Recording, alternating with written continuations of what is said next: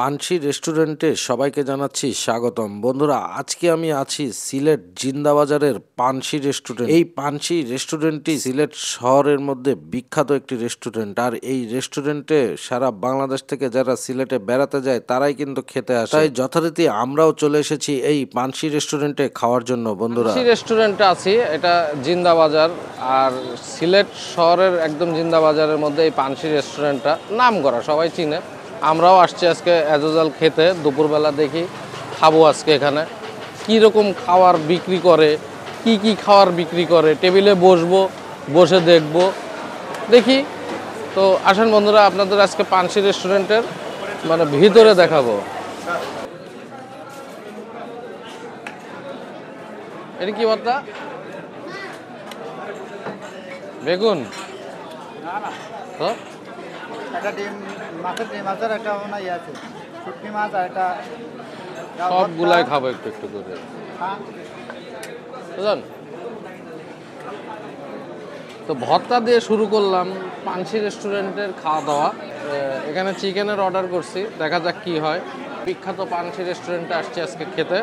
পানসি রেস্টুরেন্টে খাওয়া দাওয়া শুরুর আগে আমি প্রত্যেকটা জায়গা ঘুরে ঘুরে দেখতেছিলাম। বন্ধুরা, এটা ছিল ফ্যামিলি হল। আর এই ফ্যামিলি হলের মধ্যে যারা পরিবার পরিজন নিয়ে আসেন তারা এই হলের মধ্যে খেতে পারবেন। তাছাড়া এই পানসি রেস্টুরেন্টে প্রতিদিন প্রায় 5,000 মানুষ এই পানসি রেস্টুরেন্টে খাওয়া দাওয়া করতে পারে। উপর নিচ দিয়ে চার সাইডে এই রেস্টুরেন্ট সবসময় ভরপুর থাকে। এত পরিমাণ মানুষ হয় এই পানসি রেস্টুরেন্টে, যা আপনি কল্পনাও করতে পারবেন না। বন্ধুরা, এখানে খাওয়ারের মান এবং দাম দুটোই ঠিক আছে, কোনো সমস্যা নেই। মানুষ এখানে খাবে না কেন ভাই? ভালো জিনিস টাকা দিয়ে ভালো জিনিসই খাবে মানুষ। তাই এই পানসি রেস্টুরেন্টটি সবই আছে এখানে। কোল্ড কফি, জুস বার, কাবাব ঘর সবকিছুই রয়েছে এই পানসি রেস্টুরেন্টের। পানসি রেস্টুরেন্টটা কয়েকটা ভাগে ভাগ করা, 2 তলা নিচতলা সব। তো আমরা আসলে উপরতলায় খাওয়া দাওয়া করেছিলাম, উপরতলায় যাচ্ছিলাম এবং উপরতলায় ওখানে ফ্রেশ হয়ে আমরা এই যে এই টেবিলটাতে বসে পড়েছি। মানুষ কিভাবে দাঁড়িয়ে আছে এই পানসি রেস্টুরেন্টের টেবিল বুক দিয়ে দাঁড়ার জন্য। এই যে আমাদের টেবিল আগে থেকে বুক করে রেখেছিল। অবশেষে পানসি হোটেলে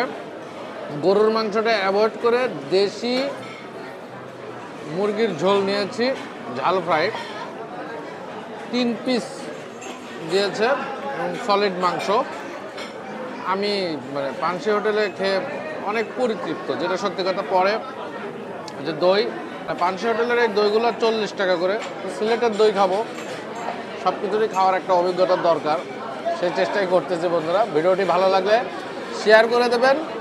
আমাদের ঈশ্বরদের ভাই বন্ধুরা যেন বেশি বেশি করে এই ভিডিওটা দেখে, কারণ তারাও কিন্তু একসময় এই সিলেটে বেড়াতে আসবে, হয়তো আমার এই ভিডিও দেখে ইন্সপায়ার হয়ে। সো বন্ধুরা, পানসি রেস্টুরেন্টে খাওয়া দাওয়া শেষ করে আমরা আবারও ঈশ্বরদীর উদ্দেশ্যে রওনা হব। তাই পানসি রেস্টুরেন্ট থেকে বের হয়ে যাচ্ছি। এখন আমরা সিএনজি নিয়ে সরাসরি চলে যাব বাস স্ট্যান্ড থেকে সরাসরি চলে যাব ঢাকাতে, এবং ঢাকা থেকে আমাদের গাড়ি আগে থেকে বুক করা রয়েছে।